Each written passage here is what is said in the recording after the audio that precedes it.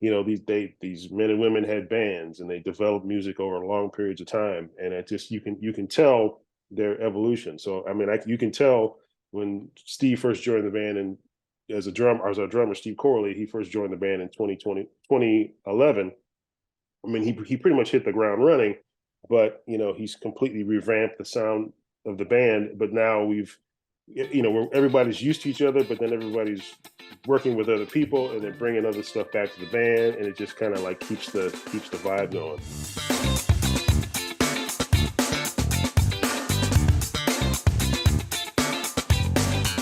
Hey everybody, Mike Jeffers, Chicago Jazz Magazine, ChicagoJazz.com, and welcome to another episode of Around Town. Today we have Chris Greene. He, of course, is the leader and one of the founders of the Greene Quartet. They are playing, it's almost like their annual or biannual hit over there at SPACE in Evanston, coming up Sunday, July 23rd. Of course, SPACE in Evanston, 1245 Chicago Avenue. We love SPACE in Evanston. 7 p.m. show. And Chris, welcome to the show. Glad we could take a few minutes to talk a little bit about this show. I know you guys do this. Is it annually or do you do it every 6 months? I can't remember, but I know it's a big deal, and I know you guys have done it a bunch, and you guys have gotten some great recordings out of it in the process. Yeah, it's usually once a year. It's I mean, it's such a great club. I mean, we play there every week if we could, but we always try to make it a special event. It's such a great room to play. They treat the musicians so well, so we just try to make it. And people who come to see us there are really excited to come see us there. So we try to make it like an annual thing. Well, and that's the thing about SPACE, Dave Spector and the whole team over there, they're also musicians and recording engineers and everybody. So they know how to run a club, and they know how to run sound, and they knew how to set it up when they set it up, because the acoustics in there are dynamite, especially for a group like yours. If you want to hear intimate jazz, or if you even want to go and see a rock band or something, it's an intimate vibe that you don't get in many other rooms. So talk a little bit about how special that is too, because you guys have done a couple of recordings over there. And the last one being Play Space 2, Play Harder, which, by the way, our friends over at Downbeat, I love Downbeat Magazine, they voted it one of the best of 2022. So congratulations on that. But you guys have recorded there a couple of times and put out some great recordings. Yeah, one of the benefits of playing that place is that if you throw them, a couple bucks, they're set up for multi-track recording. Yeah. So if you throw them a couple bucks, so the engineer, basically you can if you walk in there with a hard drive or portable flash drive or whatever, you can walk out with your recording. And I think I told you before, I mean, oftentimes, like, at least when we initially started playing there, I was just like, we'll just update our demo or whatever. We'll just walk out with a really nice demo. But for whatever reason, we always seem to really play really well there, just because everybody can hear ourselves. Everybody's got a monitor. Sounds great in the room, and the crowd is really fired up. So we're always like, well, shoot, these are actually kind of worth listening to. So we always end up putting them out. But and the nice thing for those of you that don't know, if they're multi-tracking it and you're getting it, you can actually do some post-production stuff, which means you can mix. Yeah. So you can actually bring some levels up and down. It's not like you're just getting a room sound, which is exactly. It's a great opportunity, because to your point, if you guys are really cooking one night, you can say, this was really burning here. Let's bring the bass up. Let's dial this up. Let's get it mastered, and we can put it out. Exactly. And it turns into another recording. Yeah. So it's like, I guess I don't want to necessarily. People have already asked me, like, when you play here, you're just going to play Space 3, and I'm like, well, maybe eventually, but right now, no. I mean, we'll just kind of like archive stuff. But back to the club. I mean, what I like about it is that, like, they'll have. I mean, I've as a patron, I've seen everybody there, from like Bela Fleck to Marcus Roberts to Babel Gilberto to Maceo Parker. Actually, I got tickets to go see Marcus Miller next month. It's just like, Marcus Miller is going to be in my hometown. Like, how can you not go? Right. So. Right. Yeah. I mean, they bring in some great groups, but again, it's an intimate setting too, which you would not normally see these guys and these ladies play in that setting in these groups, because it's but it's a great vibe. So everybody likes going there. Even the touring artists like stopping there and going there and stuff. Absolutely. All right, so you guys have been together, the Greene Quartet. I know I ask you this all the time, but I know we have different listeners on the podcast and different listeners on the video show and stuff like that. So talk a little bit. What are we working on now? What is it? It's 17 years or something like that. Is that about where 17, you're at now? no, 18 actually. Yeah, 18, 18 18 years. years. Pretty much the same core group, which Yeah, is amazing in jazz, and you guys all kind of have that same focus, and you're doing all original music for the most part. Maybe yeah, once or twice here and there you might do a cover, but right, really it's all original music that I think primarily you compose, and then everybody kind of lends a hand in putting it right. together. Talk a little bit about how important it is, especially in the jazz world, to have a group playing that long together, because you start to just get on the same vibe, and that really, to me, allows your compositions and anybody else's to take it to another level, because everybody can contribute once you walk in with something and say, here's what I'm thinking, and then everybody contributes to it and grows it, right? Absolutely.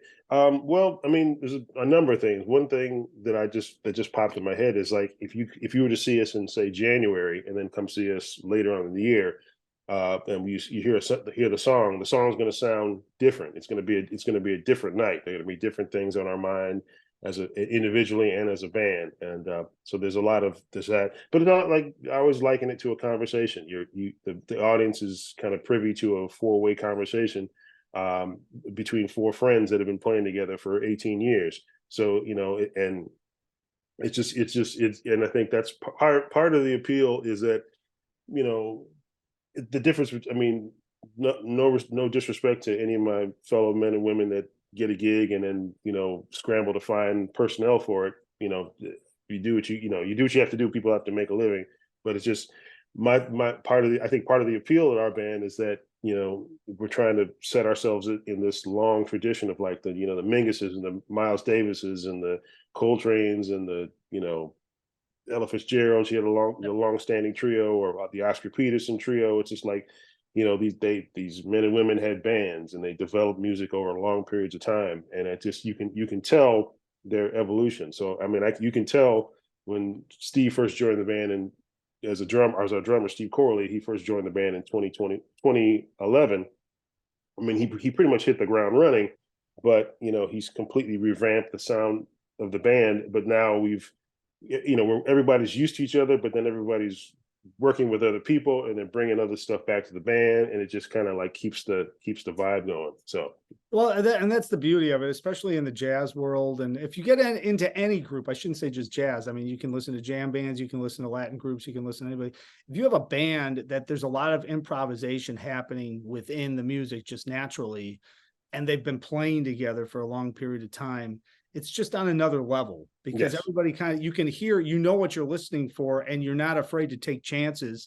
And if you take a chance, most likely everybody's going to follow you, or at least help you succeed in the right, chance you're right, taking. exactly, And that just grows your playing too. So then when you go and play with other groups, because I know you play with a lot of other groups too, outside of your own, here and there, and you're playing with some steady groups too, in horn sections and right. stuff like that.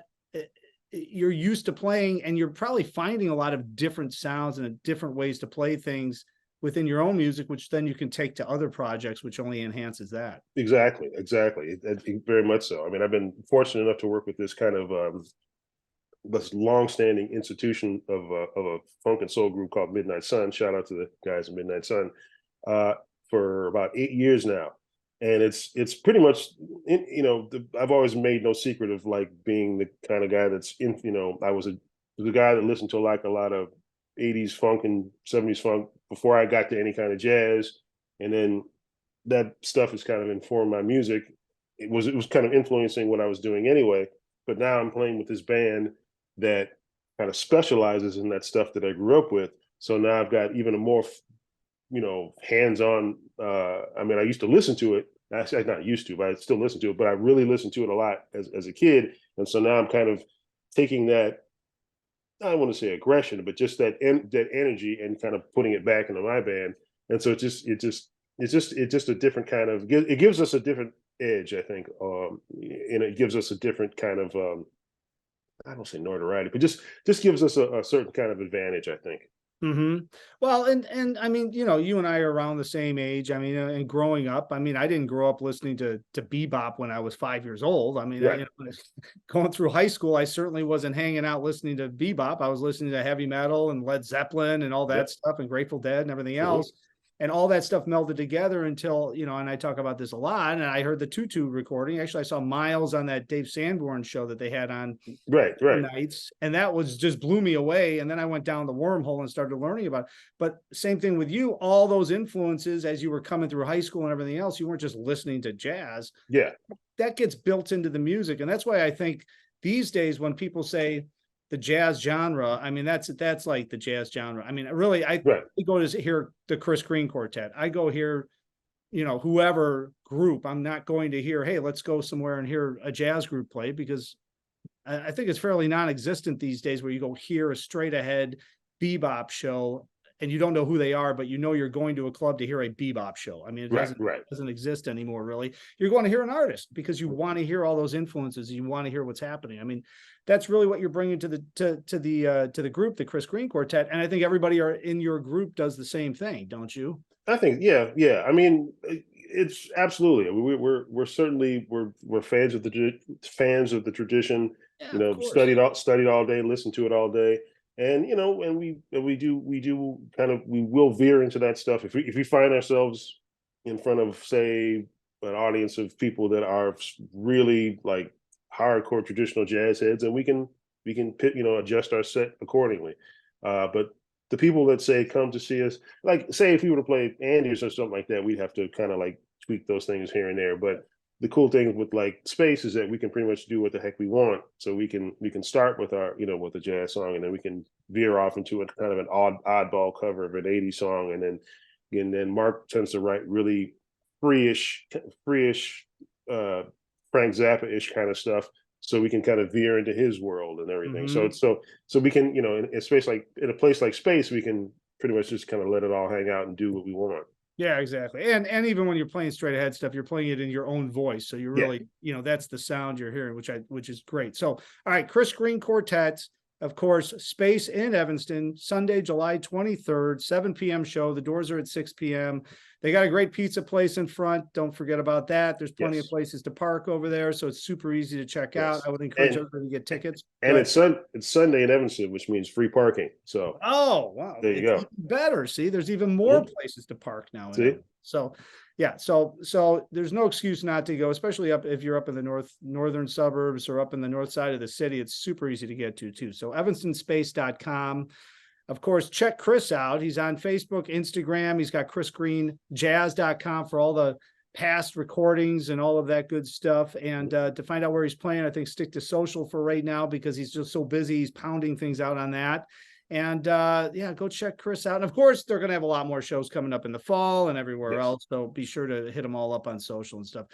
Chris, thanks for jumping on today, man. As usual, good to see you. Good to see you virtually. Maybe we'll actually see each other in person at some point soon, hopefully. And absolutely. Yeah, man, congratulations, and say hi to all the guys in the group. I will do that. Thank you. Good to see you, man. Absolutely. And of course, I thank everybody for watching. As always, I say all things Chicago Jazz are on chicagojazz.com. Until next time, hopefully I will see somebody out on the scene.